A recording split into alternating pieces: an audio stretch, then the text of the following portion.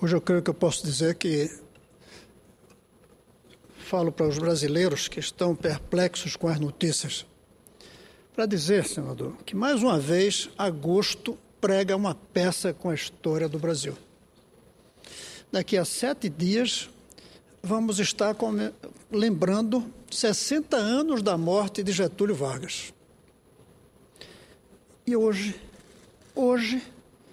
estamos lembrando que 9 anos atrás faleceu Miguel Arraes, o avô de Eduardo Campos, nesse mesmo dia de agosto.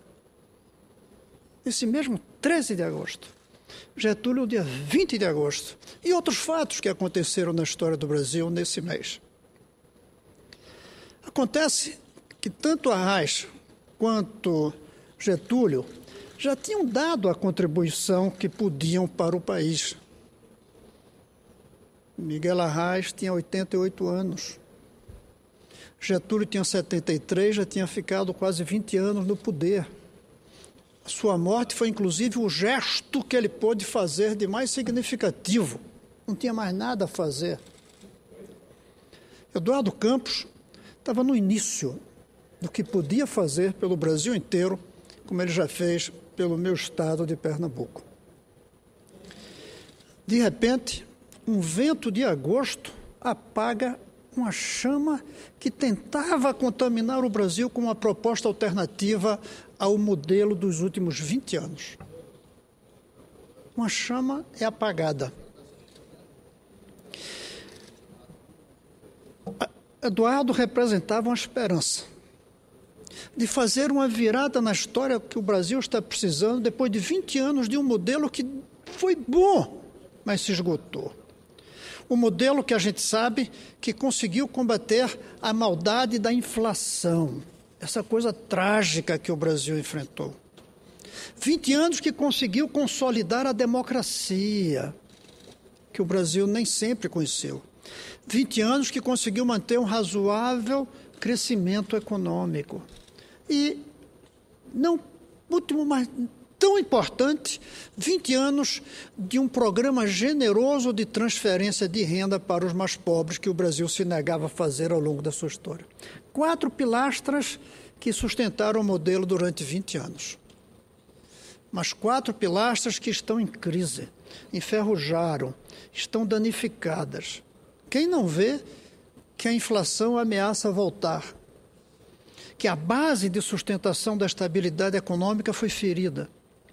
Quem não vê que a democracia não está funcionando como deveria, no caos partidário, no oportunismo, no custo das campanhas, na falta de esperança dos jovens participarem do processo político? O crescimento econômico. Quem não vê que esse ano vai ser menor, segundo os prognósticos, do que a taxa de crescimento demográfico. O que significa que mesmo que o país fique 0,8% a mais rico, cada brasileiro vai ficar um pouquinho mais pobre, porque o crescimento da população vai ser maior do que o crescimento do PIB, coisa raríssima na história do Brasil.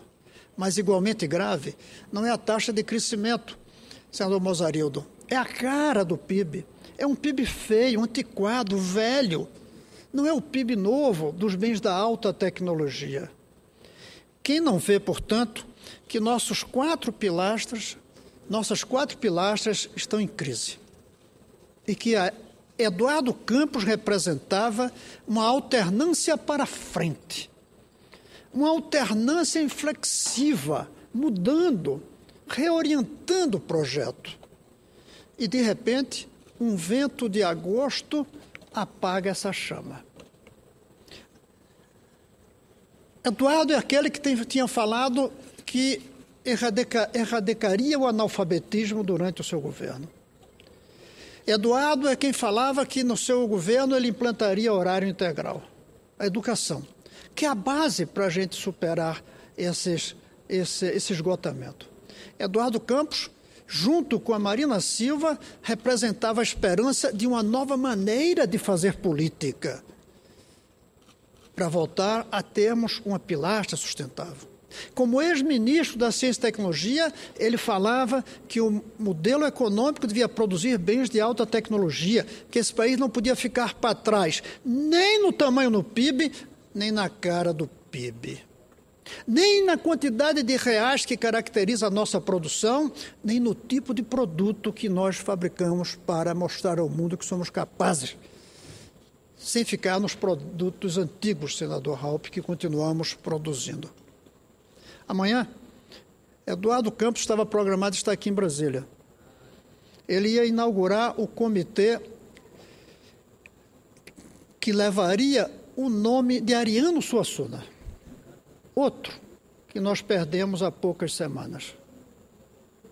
Nesta inauguração, eu estava convidado, ia ter a chance de conversar com ele sobre a proposta que eu venho fazendo, de como, e não apenas de intenção de erradicar o analfabetismo. Como? Já se sabe como, já se sabe quanto custa. E a outra coisa, como implantar o horário integral.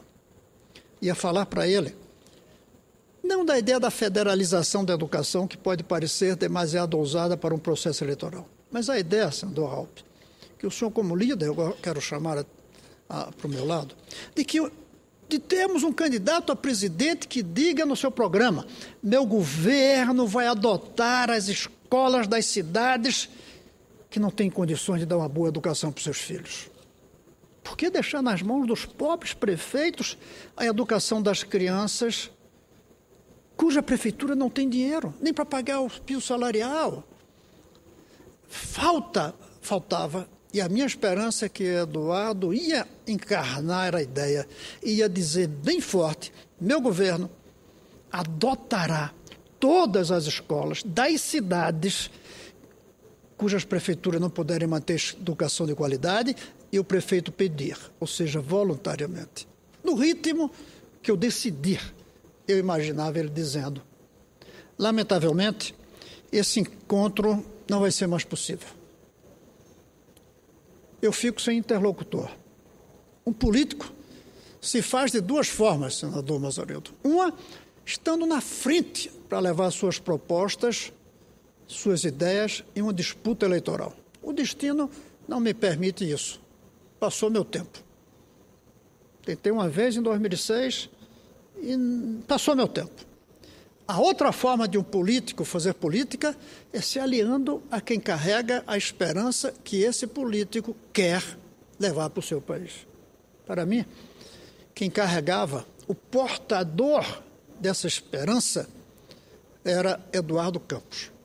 E hoje estamos nós aqui, para a surpresa de todos, para a perplexidade de todo o Brasil, para homenageá-lo. Não mais para esperá-lo, mas para homenageá-lo. Não mais tratando como o futuro do Brasil, mas como o passado da história. É muito triste, mas é, sobretudo, muito perplexo. Deixa a gente sem saber o que fazer.